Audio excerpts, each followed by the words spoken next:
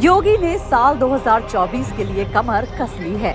UP विधानसभा चुनाव 2022 में जीत दर्ज करने के बाद बीजेपी प्रदेश कार्य समिति की पहली बैठक हाल ही में हुई है। इस बैठक में लोकसभा चुनाव 2024 की तैयारियां शुरू कर देने की बात कही गई है। सीएम योगी ने पार्टी के लिए लक्ष्य भी निर्धारित कर दिया है। उन्होंने लोकसभा चुनाव 2024 में 75 सीटें जीतने का लक्ष्य रखा है।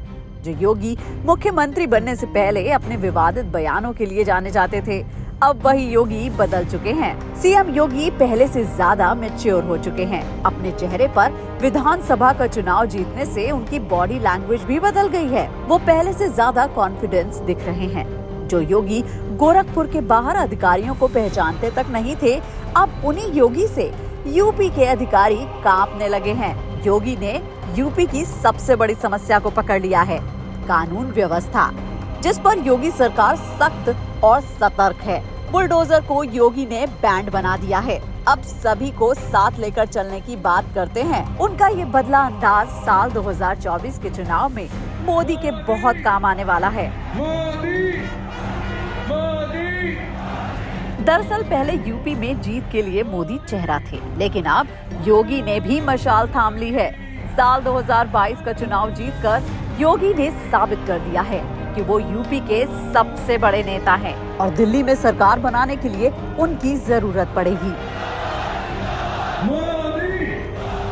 योगी ने साल 2024 की तैयारी शुरू भी कर दी है। वो दलितों के घर जाकर खाना खा रहे हैं। योगी अयोध्या से लेकर बनारस तक के चक्कर लगातार काट रहे हैं और हिंदू वोट बैंक को सुरक्षित कर रहे हैं। कानून व्यवस्था को चाक चौबंद करके विरोधियों का मुंह सिल रहे हैं। पीएम मोदी के साथ लगातार टच में बने हुए हैं। हाल ही में मोदी ने योगी कैबिनेट के साथ 4 घंटे की मैराथन मीटिंग भी की थी, जिसके बारे में कहा जा रहा है कि साल 2024 का खाका तैयार हो चुका है। योगी ने विकास मॉडल को दोनों हाथों से थाम लिया है। योगी की नई कैबिनेट में 9 प्रोफेशनल भी शामिल हैं, जिसमें डॉक्टर, ब्यूरोक्रेट, इंजीनियर, एमबीए और वकील भी हैं।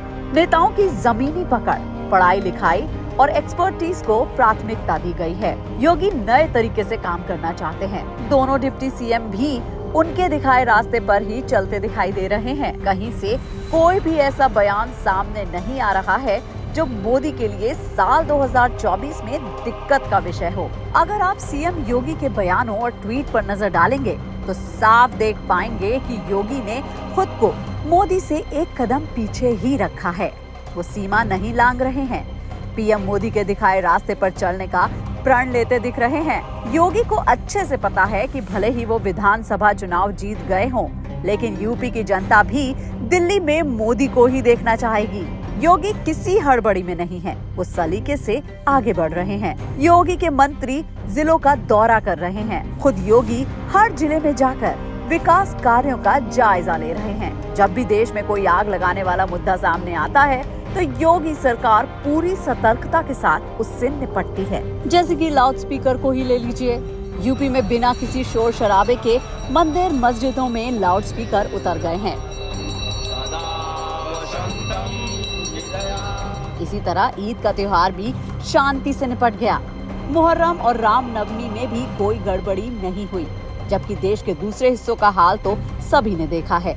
दिल्ली से लेकर पश्चिम बंगाल तक आग लगी हुई है। इस लिहाज से योगी का सितारा चमकता दिख रहा है। मोदी भी चाहेंगे कि उन्हें बैंड योगी का भरपूर फायदा मिले। मोदी ने यूपी में लगातार कमाल किया है, लेकिन अगर उनके साथ योगी का नाम जुड़ जाता है तो इससे पार्टी को नुकसान नहीं बल्कि फायदा ही होगा। और अगर 2024 में योगी ने मोदी को उम्मीद से ज्यादा सीटें यूपी में दिला दी तो दिल्ली में उनका कद और बढ़ जाएगा। योगी का फॉर्मूला बिल्कुल क्लियर है।